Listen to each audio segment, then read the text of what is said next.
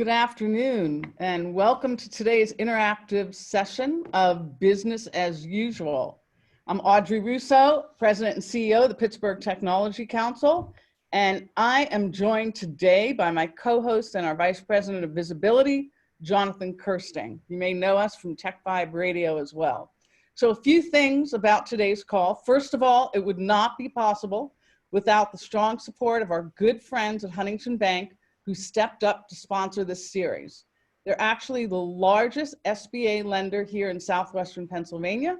And this week, Huntington is sending us one of their senior SBA specialists for Thursday's program to help prepare us for the new process of applying for the SBA's modified 7A loans. We will also be joined on that program by Dr. Kelly Hunt. She's the District Director of Western Pennsylvania of the SBA. Dr. Hunt has been an amazing resource already to our members. Also, I want to thank the team at AT&T for sponsoring our ongoing public policy series. They have been a long-standing partner of ours, and I particularly want to commend their team for the company's recent $10 million donation to help give parents, students, and teachers the tools they need for at-home learning. So as a quick programming note, tomorrow we will be hosting Allegheny County Executive Rich Fitzgerald, and we will be followed by the SBA and Huntington Bank on Thursday. And then on Friday, as we wrap up this week, we will have Congressman Guy Rushenthaler. I'm so sorry, I get that all the time screwed up, but we're very thrilled to have him. And I hope you can join all of us. So, okay, a little bit about the technology and our format for today's call. So most of you will notice that we have a muted button, and we have muted your microphone. So I would ask that you keep your microphones on mute throughout the call. Some of us have a lot of background noise around us. So we want to ensure that everyone can hear our guests clearly. And with that said, we want this call to be interactive. Please take note at the bottom of your screen, there's a chat box, and you will be able to enter questions for our guests. Type the question in that box along with your name and company. We will try to answer as many of these questions as possible. So with no further delay, I would like to just jump in and welcome to today's guest. And we have Scott Brady, U.S. Attorney for the Western District of Pennsylvania. Good afternoon, Scott. Thank you for being here. And we are thrilled to sort of dive in because I know that you are packed with information and passionate about the work that you do. So thank you for being here. Thank you, Audrey. Thank you, Jonathan, and for everyone participating. I know I was able to meet many of you at last year's Cyberg conference, and so appreciate the opportunity to come speak again and tell you about some of the things we're doing in response to the COVID-19 fraud. So last week, Scott, you announced a first in the nation COVID-19 task force along with the Pennsylvania Attorney General, Josh Shapiro. Can you talk about the partners in that task force and why you felt that that was so important? Sure. So, you know, one of the things that we have been doing as the Department of Justice is understanding how we can respond in real time to what we're seeing in terms of COVID-19 related fraud. As all of you are reading in industry publications, as is reported publicly, and as you're experiencing in your companies, we're seeing an explosion of fraud relating to this epidemic at a scope and scale that we haven't really seen since Hurricane Katrina. And if you then think of the fraud related to Hurricane Katrina, the fake charities that were stood up, the email and telephone solicitations, and then fast forward 14 years and layer on top of that the cyber technology and the types of cyber scams that we've seen, what we're seeing is really unprecedented. And so as we marshaled our resources inside the U.S. Attorney's Office, Josh Shapiro and I worked together on a regular basis. He was out in front of many other state AGs in terms of standing up a hotline for price gouging, a complaint line. And so I called Josh. We have the same mandate. It's an apolitical mandate to keep the people of Western Pennsylvania safe, including our business community. And we said, all right, let's join forces. Let's stand up a joint task force, a COVID-19 fraud task force that brings together the best resources of federal agencies and state agencies, and make it as easy as possible for the public to call us when they believe they've been the target or victim of a fraud. The last thing we want are people or companies trying to divine which of the three-letter agencies they should call or reach out to. So we've established a hotline and certain email accounts that are dedicated to COVID-19 fraud, so that people can just call us with any tips, any information that they have, and we will then figure it out on the back end. We'll figure out which federal agency, whether it's the FBI or HHS, FDA, state police, the state AG's office has its own investigators. We'll take care of it on the back end, again, with the goal to both disrupt and eventually investigate and prosecute. So walk us through some of the common schemes that your office already has encountered and things for us to be cognizant of. Sure. So we are seeing all of the old schemes repackaged with a new COVID-19 wrapper, right? So we talked about price gouging.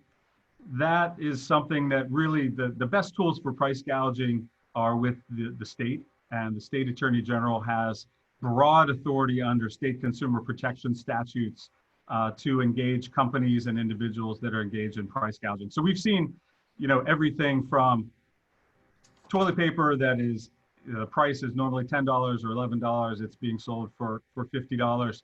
Here's why that's important. We got a call on our tip line of a woman who is on food stamps and struggling, especially where discretionary income is tight in this crisis with family and kids at home. She was going through the grocery to get staples and essentials for her children and her family. She was very smart. She had a calculator on her phone. She was adding up what she knew the usual prices to be, or what the prices were that were advertised in the grocery store. And at the end, when she went to the checkout, what should have cost $35 cost $85. So for someone on limited income, and especially public assistance, that's a huge impact. So we're seeing that. We're seeing a lot of telephone scams. We're seeing people representing themselves as representatives of usually federal agencies. Again, we've seen these scams before, but now a new gloss, right? So there was a woman that called in on our tip line who received a call from someone that claimed to be a representative of Medicaid. They said, we want to send you a free test kit. It's not going to cost you a thing, and it'll be reimbursed by Medicaid, but we need your social security and certain personal information to process this. And so unfortunately, that woman had provided that social security number, but we're seeing those kinds of requests via the mail and telephone on a regular basis. We're also seeing all of the cyber scams that involve malware and ransomware.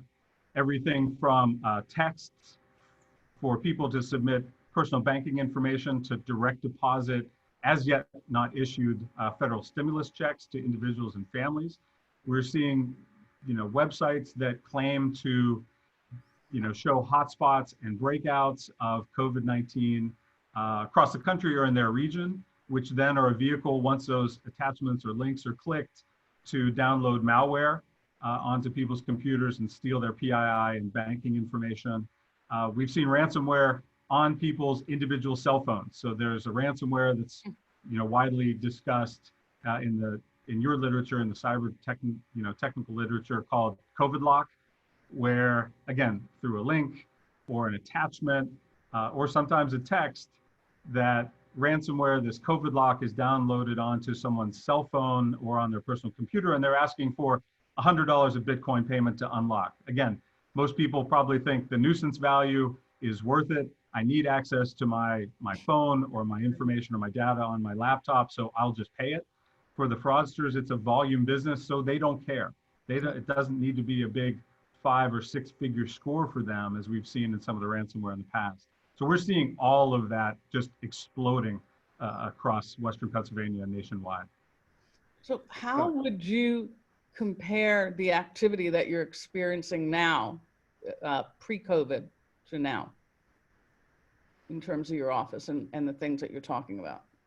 Well, pre-COVID, we were seeing some typical fraud schemes that were being perpetrated some by nation state actors, some through transnational cyber, criminal organizations. Those were pretty sophisticated. Those continue, right? Those investigations are ongoing. We've been very successful in taking down some of those transnational conspiracies in the past several years.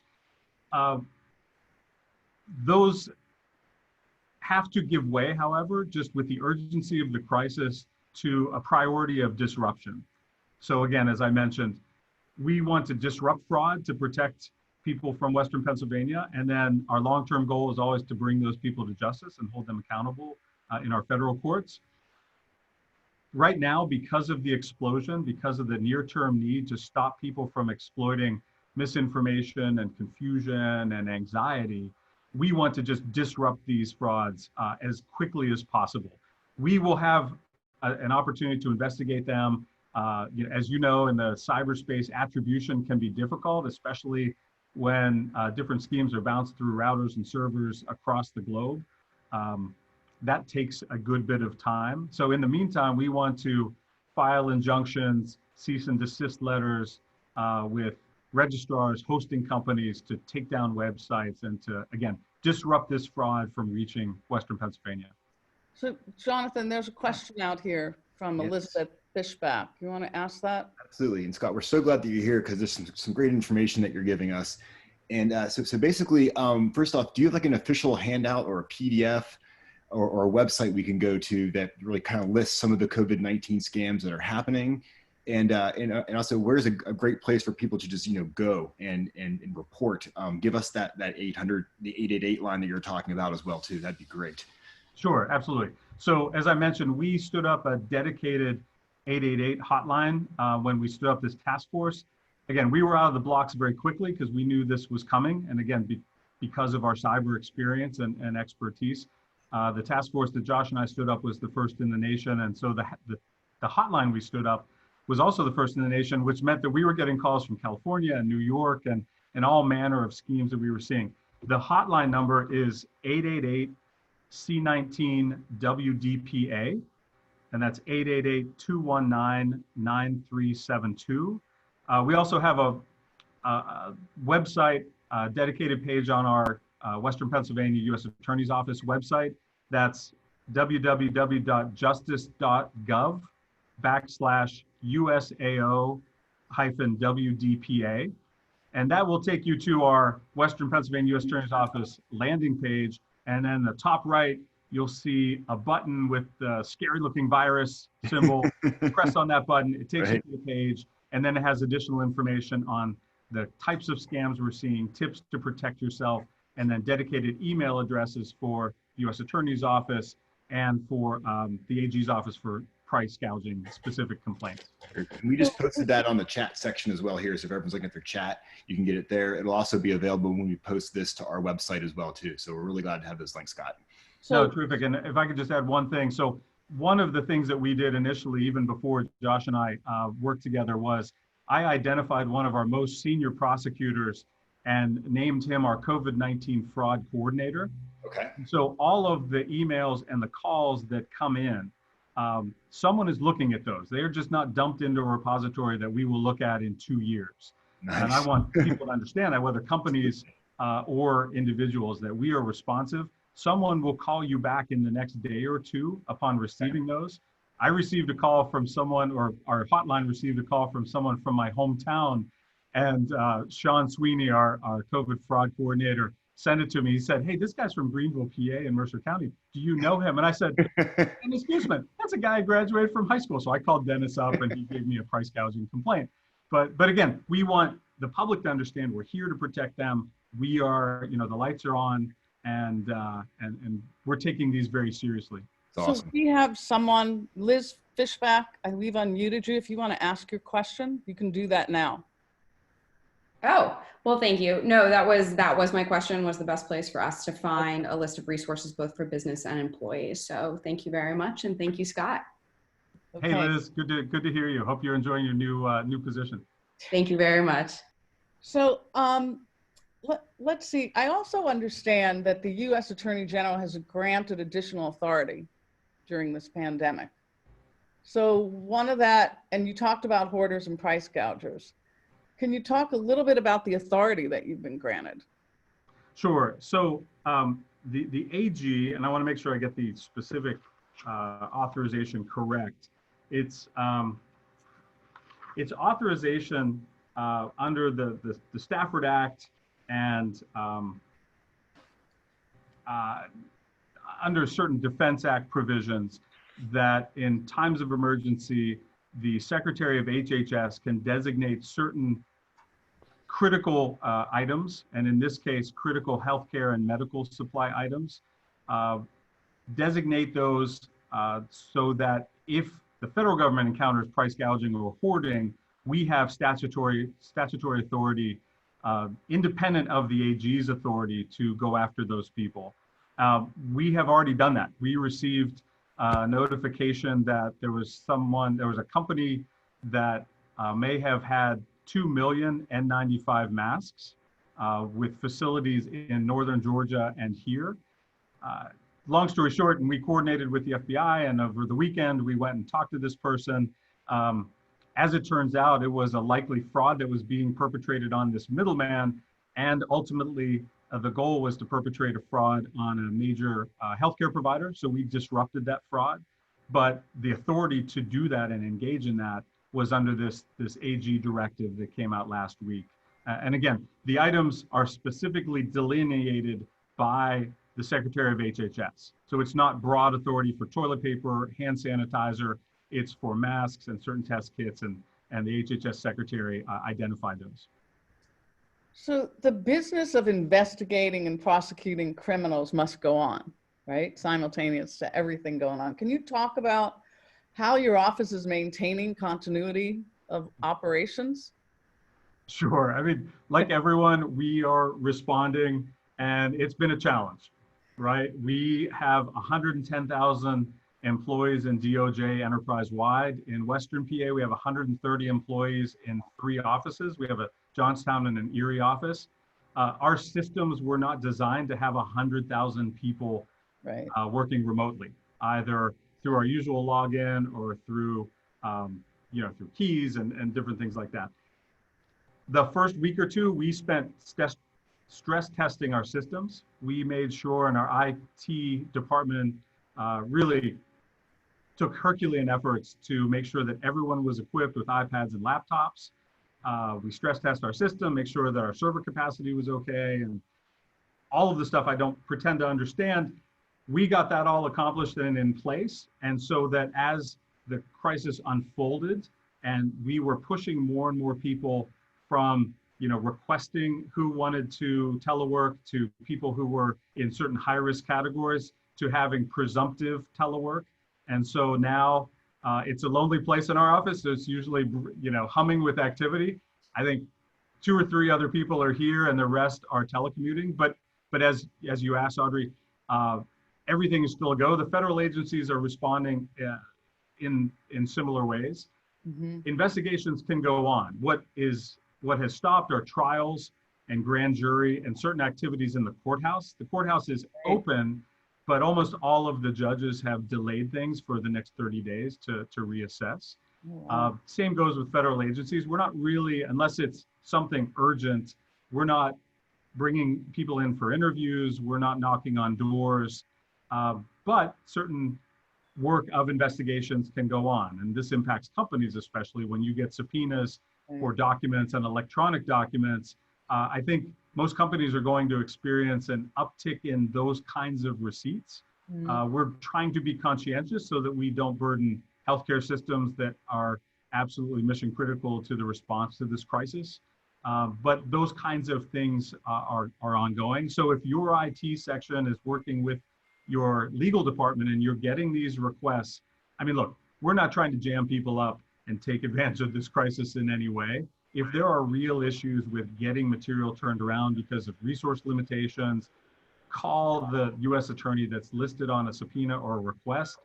We're nice people.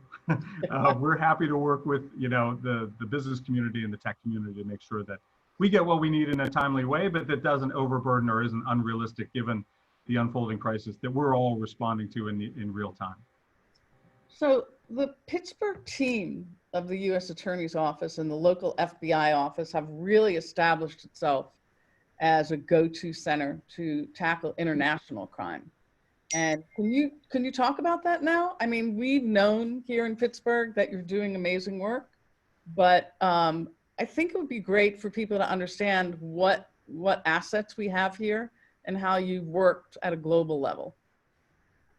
Sure, absolutely. So as you all know, our U.S. Attorney's Office, our Pittsburgh field office, has been at the forefront of cyber investigations and prosecutions.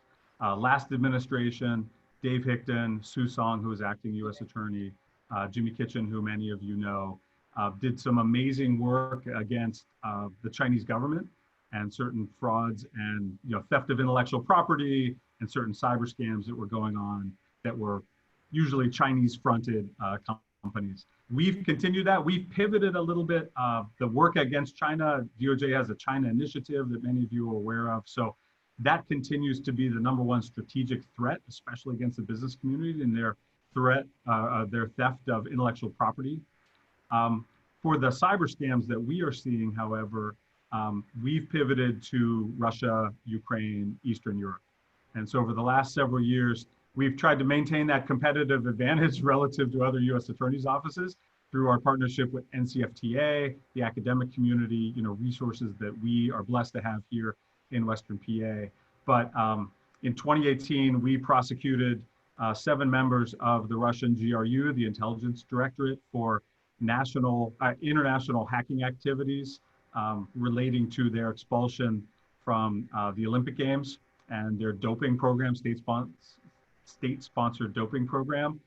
As many of you saw at the time, the groups of the GRU, their named groups, were the same groups that were involved in the DNC hack that was prosecuted by the Special Counsel Office. So that was an incredibly significant prosecution. We've also had some big prosecutions in 2018 and 2019 of, as I mentioned, transnational criminal syndicates that have engaged in extensive hacking activity. We prosecuted the Gouging malware conspiracy in the summer of 2018 with international partners. Just this last fall, we announced the Drydex conspiracy. That was probably the largest banking Trojan conspiracy in the world, responsible for potentially hundreds of millions of dollars of losses internationally. There was a man under the name of moniker, under the moniker Aqua, who was protected by the Russian FSB. So the old KGB split into 2 groups. One was the GRU and one is the FSB. So he was protected by the FSB, and we, have prosecuted and disrupted some of those activities. But those kinds of nation-state sponsored hacking and transnational cyber hacking investigations and prosecutions are ongoing.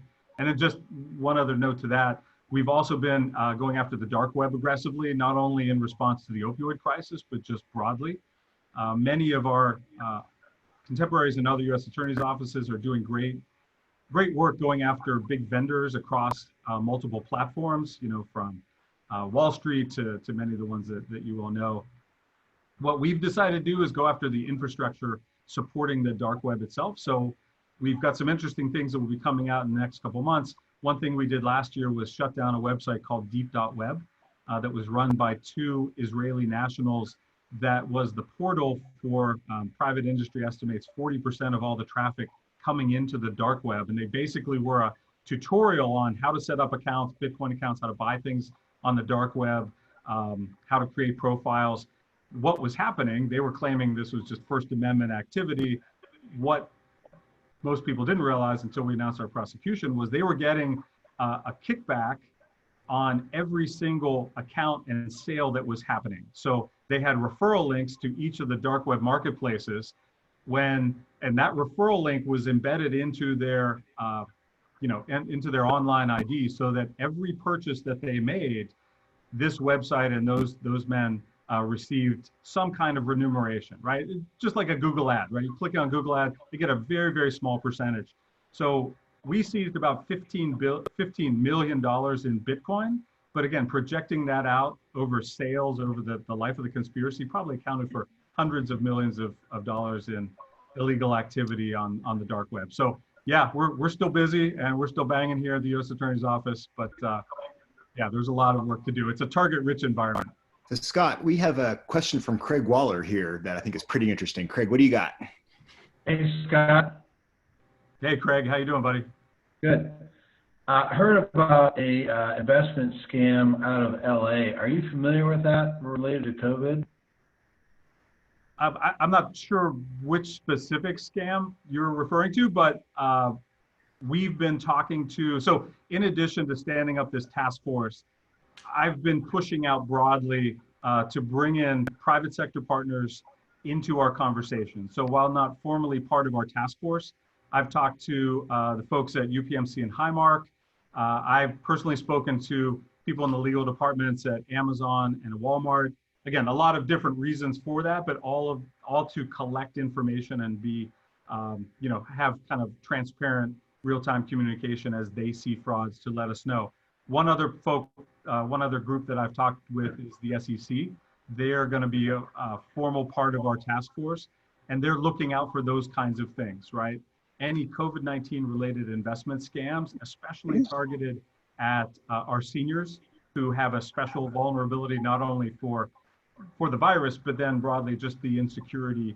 And they're usually the target group for many of these kinds of scams, including investment scams. So don't know about that one specifically, Craig, but yeah, we're trying to be all over those as we get information about them. Should we be looking at our parents' and grandparents' emails just to check and scour for these things, or what do you think we can do to help? Yeah, I think talking to your family is really important, right? And you are probably doing that with just the general types of cyber, internet, and email scams that you're seeing. Hopefully you're talking to your parents or to seniors in your family about ways to protect themselves.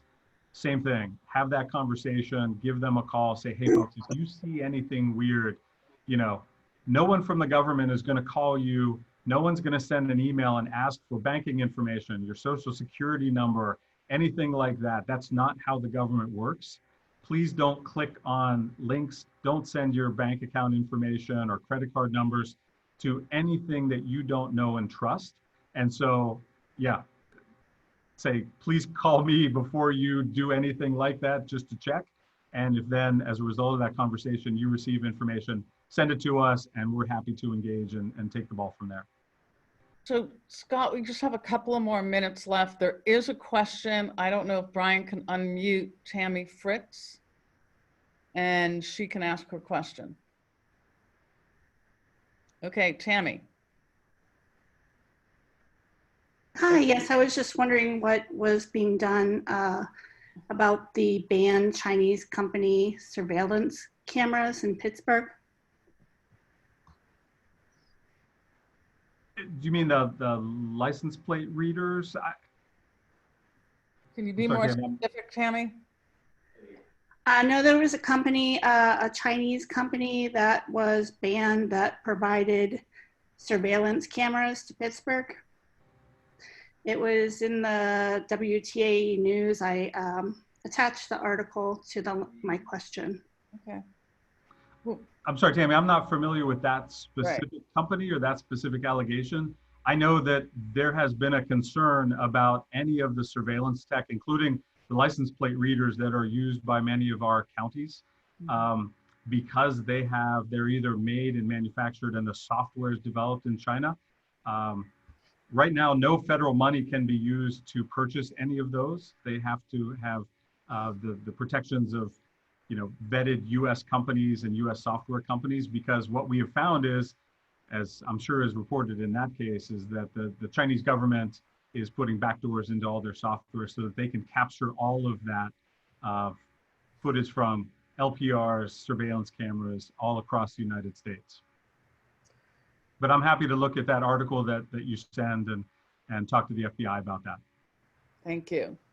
So in summation, because we've had 30 minutes of your time, which I, on behalf of everyone, deeply appreciate, you've given us a lot of great advice. You've provided a lot of information, and we will point people to your office We deeply appreciate the integration and leadership that you have to make this seamless, and the rapid change that you've all gone through, like many of us, to work from home and still do the kind of work that you're doing. So I thank you for that. I thank you for your leadership and passion for Western PA. We have recorded this, so you can, whoever's on the call, you can listen to it again. You can look for the resources that we will have from your office and continue to have, which I deeply appreciate again. And thank you for your time and for being a terrific leader for us in this region, for looking out for us locally and nationally, and just being a great collaborator. It really matters. Good stuff. So tomorrow we will have County Executive Rich Fitzgerald. He will be joining us, and we'll be talking about what's happening in Allegheny County.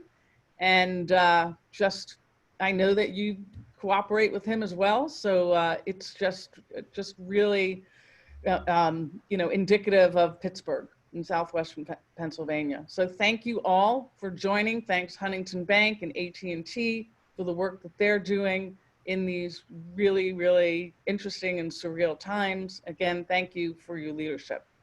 Signing off now. Thank you, Scott. No, thank you, everyone. And I know that the scariest words in the English language are "we're from the government and we're here to help," but please call us. We want to be engaged. We want to work with you and protect you. So thanks so much for having me and for the work you're doing with your companies and your industry. Thank you. See you, Scott. Bye, everyone.